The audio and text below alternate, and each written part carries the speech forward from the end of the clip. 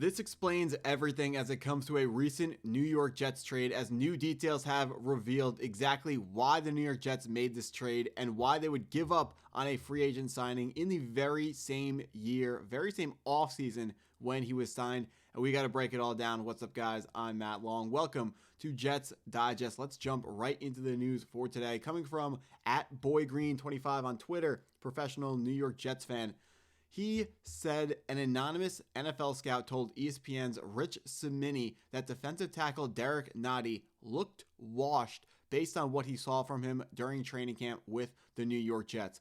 The NFL scout said, he just looked like he was done. The Jets ended up getting something for him, which was a minor miracle. And then Boy Green then goes on to say, a few days ago, the New York Jets traded him back to the Kansas City Chiefs for a late round swap in 2027, which is exactly what happened with Derrick Nnadi, the guy that we are talking about here. The New York Jets, it is no secret we had to upgrade at our defensive tackle 2 position. The question was going to be who was actually going to end up being that defensive tackle 2.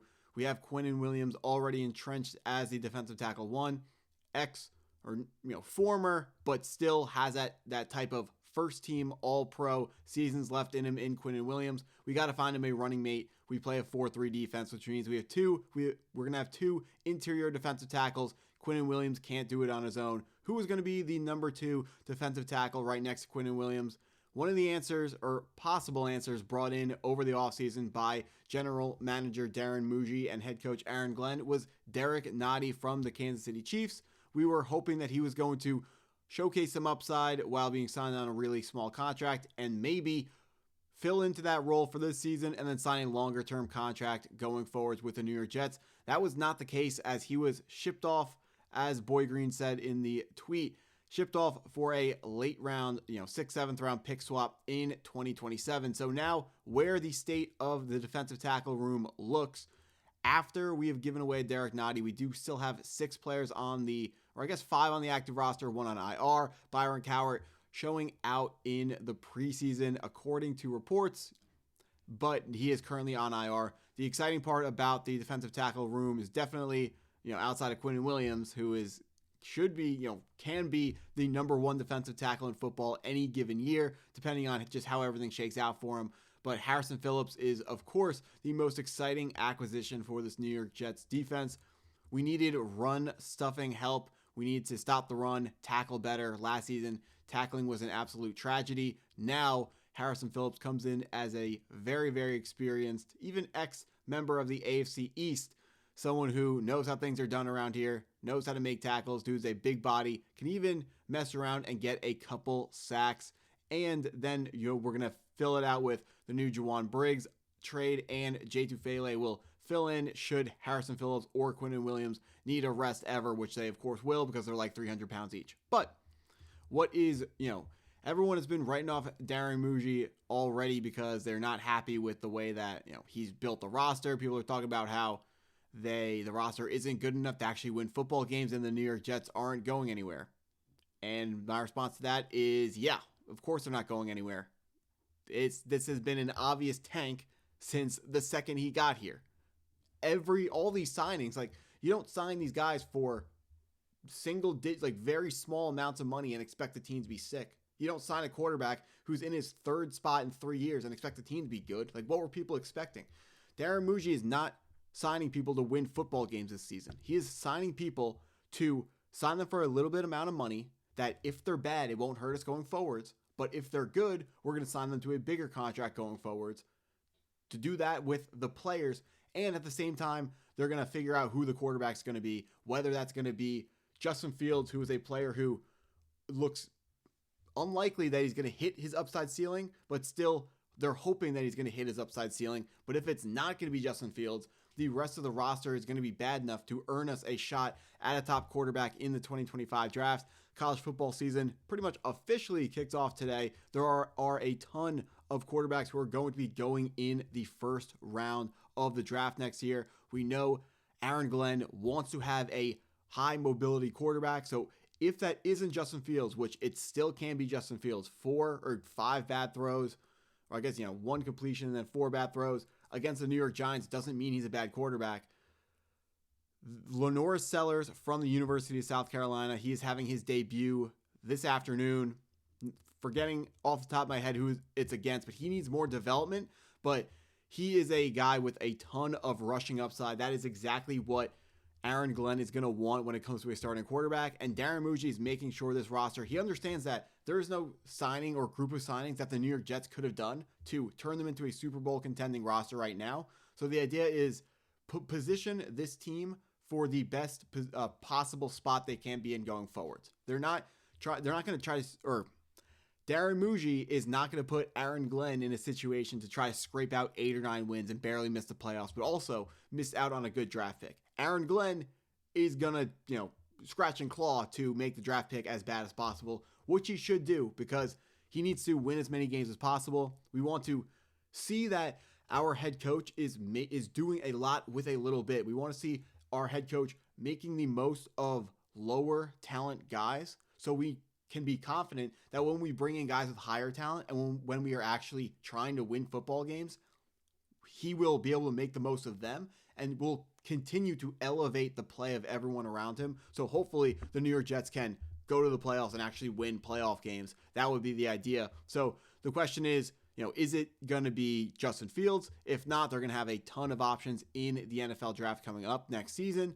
Free agency, it worked for Sam Darnold with the Minnesota Vikings, but we don't have the infrastructure on our team to really support the quarterback coming in and absolutely going crazy, a quarterback who has not performed in other places. I still uphold the truth that Sam Darnold was failed by the New York Jets. His number one wide receiver was Denzel Mims. That's not fair at all. There was no way Sam Darnold could have ever been successful with the New York Jets. It's now on us to, whoever the quarterback is going forward, to make sure that he has the most possible weapons to succeed. And you may be wondering, if Justin Fields' wide receiver 2 is only Josh Reynolds, are we going to be able to tell for sure whether or not he can be the future? And I do think we can, because if you look at his shortcomings, you just want to see, and you want to see steps being taken from his shortcomings. You want to see what he is bad at. Does he turn them into not strengths, but does he turn them into stuff that's in the middle of the road for him? So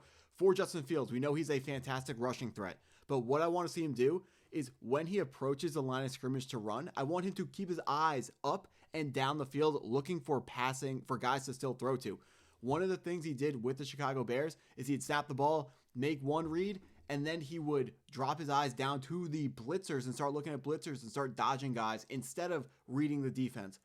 The top quarterbacks, they sit in the pocket, and sometimes they get tackled in the pocket, but sometimes they find more guys open downfield. And the next thing is, after he has hopefully stopped dropping his eyes early, we want him to, when he's running to the line of scrimmage, keep looking for guys, because guys do break open late, and we want our wide receivers and our running backs and our tight ends taking the hits, not our quarterback. We don't want Justin Fields taking hits, because when your starting quarterback goes away, the hope of the entire season should be going away. Maybe you get a Cleveland Brown situation from a couple years where Joe Flacco comes in and can just scratch and claw your team to the playoffs, but the New York Jets historically are not a team where quarterbacks overperform what is expected of them. So I would not expect that ever from a New York Jets quarterback, at least in the current situation, under the current circumstances. Maybe with Aaron Glenn that changes in the future. Hopefully that is the future. But Justin Fields needs to work on keeping his eyes down the field. He's got to throw with anticipation. He's got to understand that a guy is going to be open, but right before he's going to be open,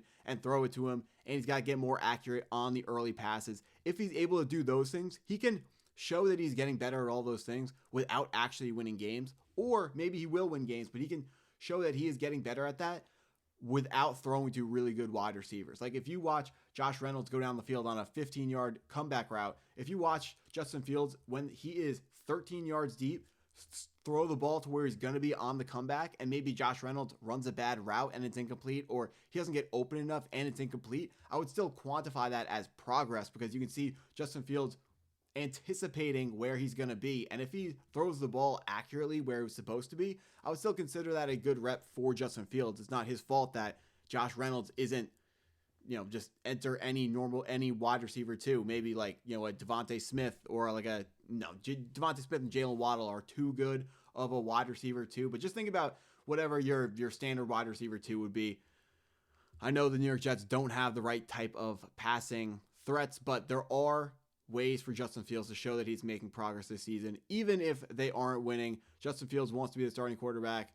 We're going to see if he is the starting quarterback going forwards. There are a ton of quarterbacks that you want to pay attention to, specifically today. If you are watching college football, wondering who could be our next quarterback, obviously 12 o'clock, Arch Manning, 7:30, Cade Klubnik or Garrett Nussmeier. Those are three guys who should be going in the first round. I think 3:30 is when South Carolina plays with Lenore Sellers, and then whenever Penn State plays, they have a really weak team. Drew Aller, another guy who should be on New York Jets fans' radar when it comes to who could be our next quarterback should Justin Fields not work out. But that's what I got for this video. So if you enjoyed the video, please hit that like button, hit that subscribe button if you are new to the channel, and thanks for watching.